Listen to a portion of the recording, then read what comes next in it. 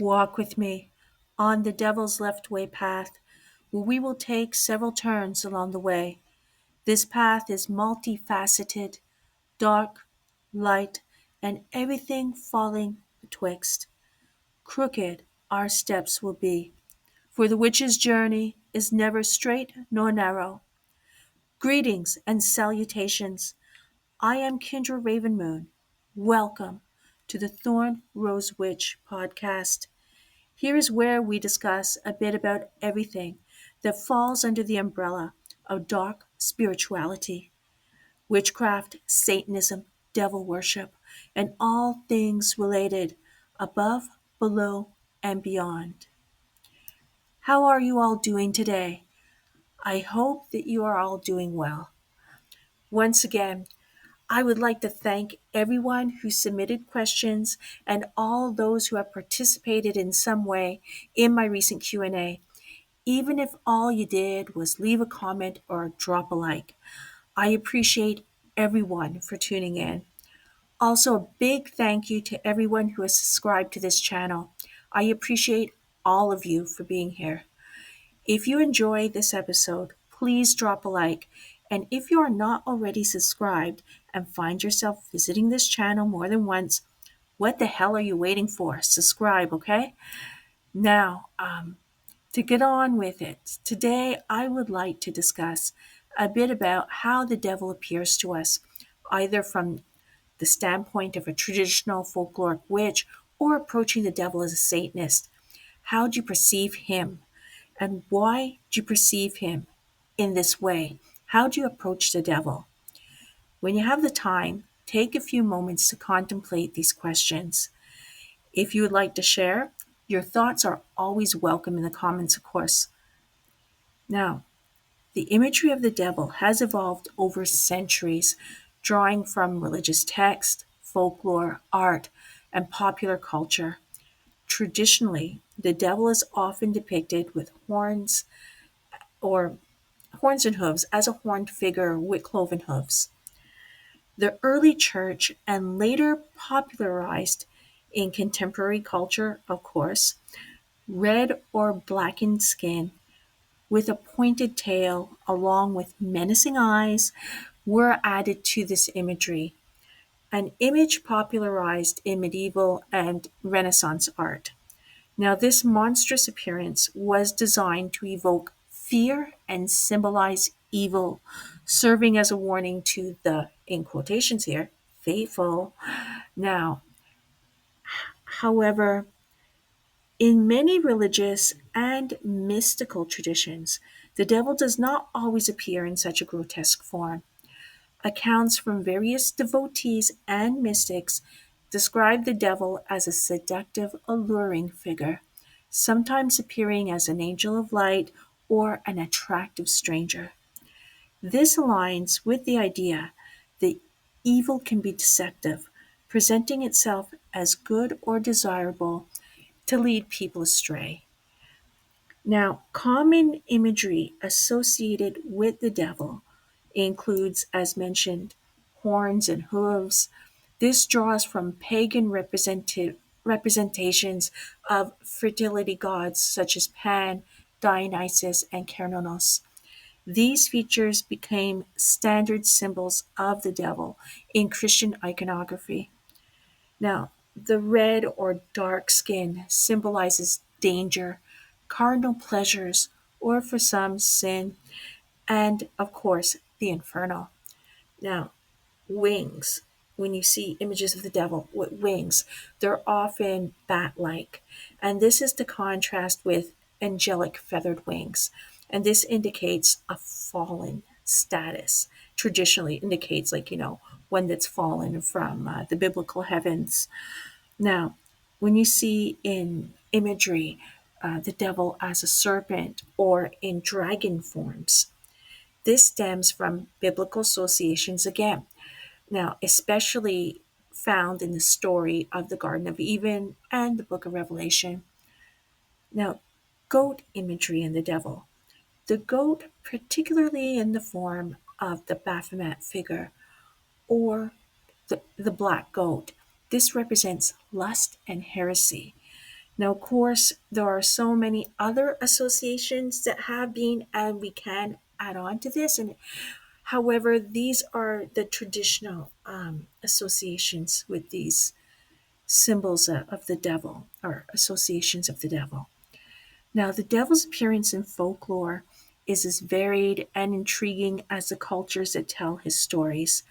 Across different traditions and regions, the devil often takes forms that reflect local fears, values, and beliefs. So, just to look at some of them here, as the shapeshifter. In many folk tales, the devil is a master of disguise.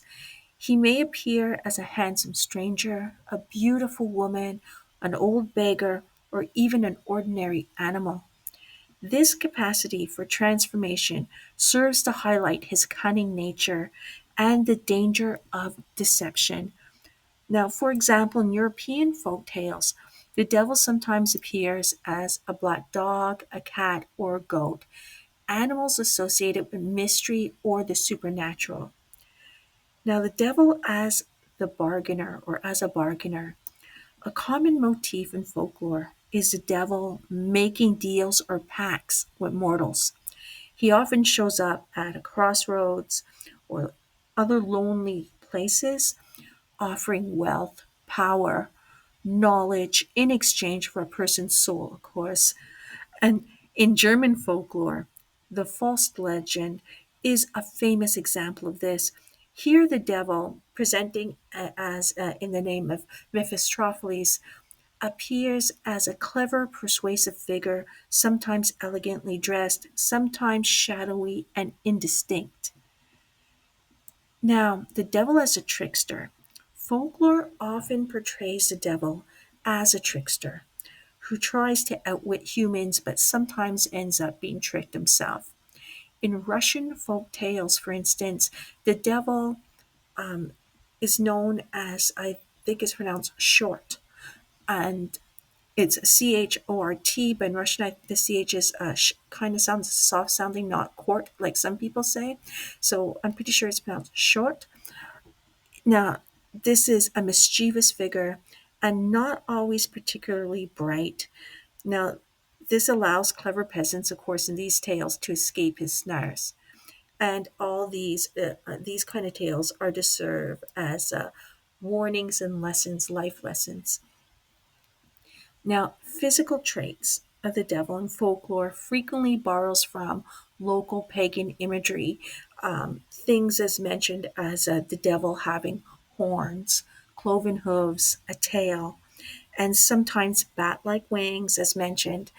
He might smell a sulfur and have glowing eyes, or leave behind scorched footprints as he walks away. Now, yet his true power often is always told lies in his ability to appear harmless or even appealing. Now, as the tempter, in some traditions, the devil appears as an irresistible seducer, tempting people with forbidden desires. This form is less about monstrous features and more about charisma and charm. Now, examples I could give you here from different cultures. In English folklore, the devil is sometimes referred to as Old Nick, and I may mention this in my in a previous podcast called "The Devil." That I titled "The Devil," where in there I list names, common names that the devil goes by within folklore, Satanism, etc. Now, as it's saying here in English folklore, he's sometimes called Old Nick. And he's said to roam the countryside, creating peculiar rock formations or outwitting unwary travelers. In African American folklore, the devil might show up as the black man at the crossroads, ready to strike a bargain, of course, again, for your soul as usual. Now, this sort of situation is, or was, I should say, noted in the legend of the blues musician Robert Johnson, who was considered to be the devil's musician. And I know YouTube has some pretty cool mini documentaries on him. If you want to look that up, it's highly interesting. Now, Spanish and Latin American culture, or sorry, American folklore, Spanish and Latin American folklore, the devil's known as El Diablo and might appear at night to dance with maidens, and his true identity revealed only by his hidden hooves. In literature and art, the devil's appearance frequently adapts to the context, sometimes manufacturing. Sorry, I'm so tired. Sometimes manifesting as a shadowy presence, a charming tempter, or the embodiment of vice. Now, this flexibility underscores the devil's role as a shapeshifter and a master of illusion, capable of appearing in a myriad of forms. Now, everything I mentioned herein, along with many other sources unmentioned, is where the image and character of the devil that we as witches and Satanists address and venerate, and it has been both directly and indirectly embedded into our minds since childhood, basically. And this influences our approach to him, or at least it has. Now, this is neither a good or a bad thing, so don't worry about it. And embrace every form of the devil in every culture, in every work of art, and in every religion he appears in. This is what I suggest, anyhow. Now, how one accepts and chooses to view the devil is unique to them. The devil will appear to you in a way, in a form that you are able to comprehend, and depending on where you are within your understanding and practice of witchcraft or Satanism, how much you have grown into the current, how he appears to you can actually change. So it really depends, on your growth, or when if he feels that you're ready to see him in another form, or he'll appear to you in another way, is when the time is right. Now, as mentioned in a previous episode, the devil often comes to us as a presence, an unseen force. Sometimes you might see him as a shadow. He might lend a strong image of himself, how he wants to appear to you in your mind, and or you might even see a physical representation of him in some way, or briefly appear to you in front of you in some cases. In my opinion, all imagery of the devil is relevant. It helps to remind us of how grandiose he can be and is. As humans, we need imagery. It's so that our brains can comprehend. It allows us to associate symbolism and also find a personal connection, in this case with the devil. Now, mostly Satanists, but also some traditional witches, will keep a statue or piece of art on their altar to represent the devil in some way. Others will only use a centerpiece candle to represent him. It's up to you, however you want to do it, on whatever calls to you. I believe that the devil, when needed, can take on a variety of physical forms for short periods of time. However, to me, he is formless. And in general, even though he could take on physical forms for short periods, his actual form is formless, at least to to us. Now, when I connect with the devil, I mostly see him as light or flame, and always as a presence felt. Now, I'm going to end this here for today. I'm losing my voice. I'm exhausted from doing those Q&A videos still, taking time to recuperate from many things here. So I want to thank you all for tuning in. And if you enjoyed this episode, again, I'm going to repeat, don't forget to hit the like button. And if you're not already subscribed, this is the first time I'm injecting this kind of language into my podcast. And someone suggested I should, and I think it's necessary. So now and then. So anyways, you know what you got to do. And next week, um, I'm going to be bringing up a topic of discussion on traditional witchcraft and covering the differences between folkloric witchcraft and folk magic or folk witchery. Until next time, my dears, I bid you darkest blessings under Lucifer's light.